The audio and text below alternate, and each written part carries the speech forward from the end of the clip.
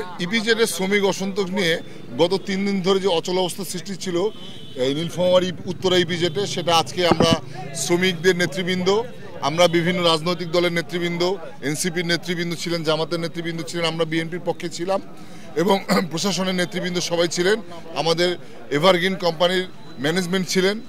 সবার সাথে আমাদের একটা ফলপ্রসূ আলোচনা হয়েছে।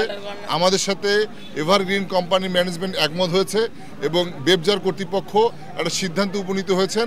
শ্রমিকরা যে দাবি দিয়েছেন মোটামুটিভাবে এভারগ্রিন কোম্পানি সেই দাবিটা মেনে নিয়েছেন। সেটা লিখিত আকারে হবে আগামী আজকের মধ্যেই লিখিত আকারে বেবজার সাথে এভারগ্রিন কোম্পানি ম্যানেজমেন্টের একটা চুক্তি হবে। সেই চুক্তি অনুযায়ী কোনোভাবে অন্যায়ভাবে কোনো শ্রমিকদেরকে ছাঁটাই করা যাবে না, শ্রমিকদের বেতন ভাতা কেটে নেওয়া যাবে না এবং শ্রমিকদের উপর চাপ সৃষ্টি করা যাবে না। সেই রকম একটা চুক্তি আমাদের হয়েছে। আশা করি আপনারা খুব শীঘ্রই চুক্তি স্বাক্ষরিত চুক্তিপত্র আপনার হাতে পেয়ে যাবেন। সিদ্ধান্তের মধ্যে হয়েছে মোটামুটি সবগুলি ওনারা মেনে নিয়েছেন। আগামীকাল থেকে প্রত্যেকটি কোম্পানি খুলে যাবে। আর যেহেতু এভারগ্রিন কোম্পানি কিছু শ্রমিকরা নীলফামারীর বাইরেও থাকবে, সে কারণে তাদেরকে জানানোর ব্যবস্থা করা হচ্ছে, মাইকিং করা হবে প্রশাসনের পক্ষ থেকে। আগামী শনিবার থেকে এভারগ্রিন কোম্পানি পুরোদমে চালু হবে। এই সিদ্ধান্তে আমরা সবাই একমত হয়েছি। এনসিপির নেতৃবৃন্দ আছেন এবং জামাতের নেতৃবৃন্দ আছেন, তারা এই ব্যাপারে আপনাদেরকে আশ্বস্ত করবেন। ধন্যবাদ। ক্ষতিপূরণের যে বিষয়টি, আহত হয়েছেন, যিনি নিহত হয়েছেন তাকে এভারগ্রিন কোম্পানি টোকেন মানি দিয়েছেন, আরও ওনার পরিবারকে সহায়তা দেওয়ার প্রতিশ্রুতি দিয়েছেন। এভারগ্রিন কোম্পানির যে মালিক তিনি শুক্রবার আসবেন, বেবজার সাথে বসবেন।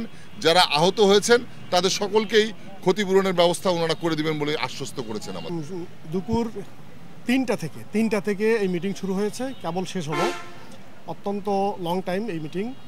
আমরা আলাপ আলোচনায় কোনো পয়েন্ট বাকি যায়নি, সবগুলো পয়েন্টে চুলচেরা বিশ্লেষণ হয়েছে এবং যে ক্ষয়ক্ষতিগুলো সাধিত হয়েছে প্রতিটার ব্যাপারে, এই ক্ষতিপূরণের ব্যাপারে সিদ্ধান্ত হয়েছে এবং আশ্বস্ত করেছেন এই বেবজার যিনি ইপিজেডের যিনি প্রতিনিধি এসেছিলেন, চেয়ারম্যানের মুখপাত্র, তিনি ক্লিয়ার সব কথা শুনেছেন এবং এখানকার সবগুলো তিনি স্টাডি করেই এসেছেন, তিনি সব কিছুই জানেন।